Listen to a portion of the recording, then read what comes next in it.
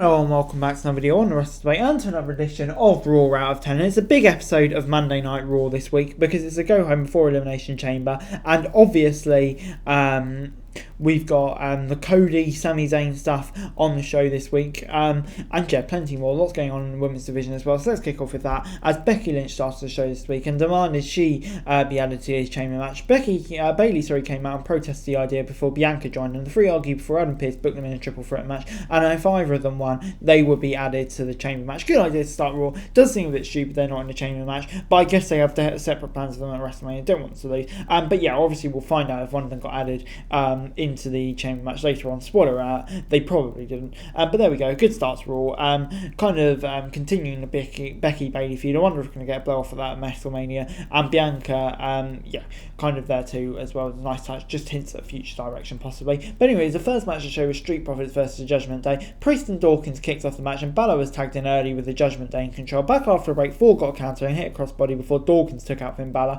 Dawkins got an elbow and drill before taking Priest and Dom out with some big moves. Finn came in with a sling blade and a double drop kick before getting a coup de grace on Dawkins to get the win. And yeah, this makes sense. Gets a 6 out of 10 from me. Good win for the Judgment Day, and kind of had to be Dawkins who took the fall with Montez in the Chamber match. And yeah, after the match we got Edge and Beth Phoenix showing up after the match, and Edge cleared the ring before they hit a Riptide on Phoenix. So yeah, it makes sense. Kind of continued the build up to that match. And yeah, Street Profits, they get a loss.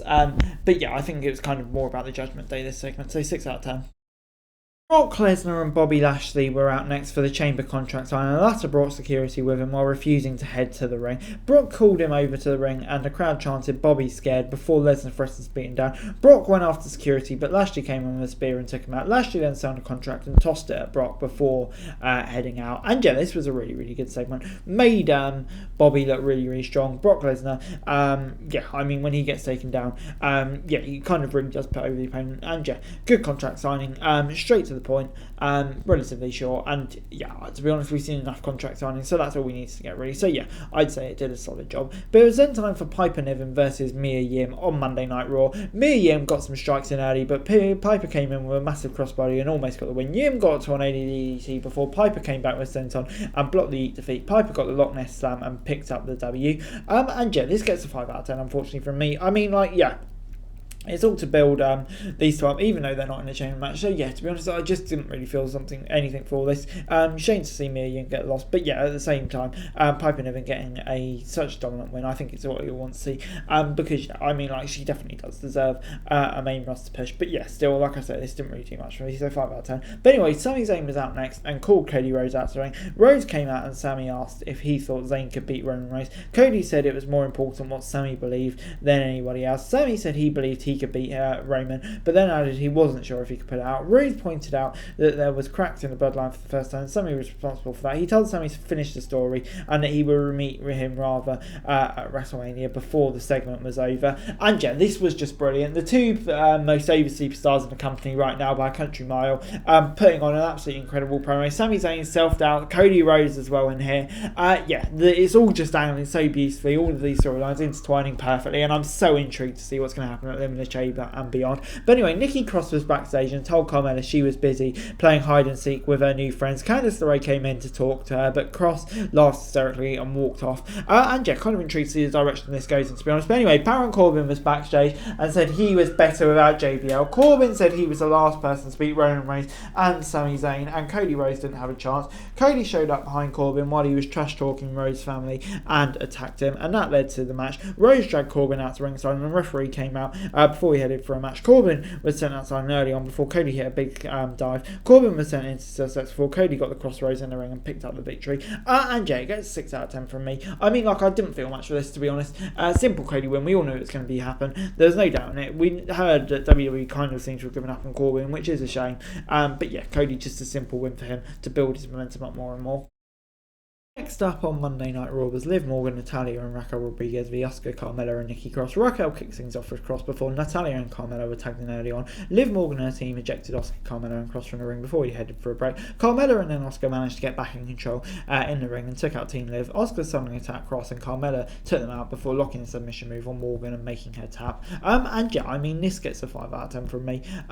Yeah, I mean, like, Carmella tapping out Morgan, that doesn't sit right with me. And also, like, what was the point of this? This is just like a bloody Survivor Series match for no reason on a random episode of Raw. I get they're all in the chamber, but still, like, why is it a Survivor Series match? Yeah, kind of made no sense. This awful build to it. 5 out of 10. Maxine Dupree and MMM were backstage with the Alpha Academy. Dupree was really interested in Otis and handed him her business card. And yeah, I'm really excited to see where this is going to go. Yeah, it's going to be good. But anyway, Bronson Reed versus Mustafa Ali was up next. Ali was sent out of the ring before Reed got a big dive. Back in the ring, Ali got a drop kick before he was caught and sent over the barricades and into a steel chair. Reed dragged back Ali into the ring, but missed the finisher before taking a big DDT. Reed came back with a tsunami and picked up the win. And yeah, this gets a 6 out of 10 from me. I mean, like, yeah, good win for Bronson Reed. Kind of the point of this, I guess, was really to put him over ahead of the chamber match. Shame for Ali, but yeah, it just seems WWE have nothing in mind for him at the moment. But anyway, The Miz was out next with Miz TV, and Seth Rollins was his guest. Miz inquired about his feud with Logan Paul before Rollins admitted that Logan ruined his shot at the WrestleMania main event. Rollins told Miz that Logan didn't deserve to be in WWE and called Miz stupid before the A-lister got furious. A brawl broke out and Theory showed up before Rollins took out Miz with a stomp. Theory took out Rollins with an A-Town down and walked off. Yeah, I mean, it then led to a match between Rick Boogs and The Miz. Miz got on the mic and tried to call off the match, but no one paid attention. And Boogs took Miz down and did curls win before the A-lister tried to fight back. Boogs got the Gorilla Press down and picked up the easy win. And yeah, on the whole, the segment gets a 6 out of 10 from me. It's kind of a typical Miz TV segment. Definitely setting the seeds for Rollins v Logan Paul at Mania, which is going to be great. And Theory coming in as well. Kind of the two main protagonists on the Chamber match.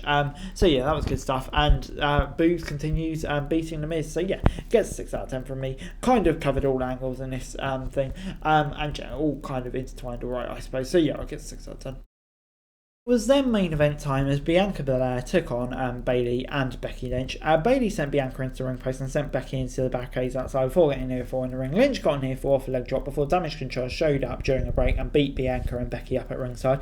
Bayley went for an elbow drop and both her opponents but only got Lynch before Bianca got over a vertical suplex. Bianca tried for a dive, but Bayley got her knees up. Becky came back with a manhandle slam, but EO broke it up. Bianca then tried for a KD, but Damage Control broke out. The other chamber participants came out to attack Damage Control, while Lynch got the manhandle slam on Bayley, but Blair came in and got the KOD to pick up the win. And Jet gets a 7 out of 10 from me. Kind of was surprised and wasn't surprised. I thought maybe one of them be added to the match. Kind of makes sense to have a big star in there, add a bit more down to it. But you know, Bianca continues her killing streak, took out Damage Control, and a few continues. So 7 out of 10. But anyway, guys, overall this week, Raw gets a 6 out of 10 from me.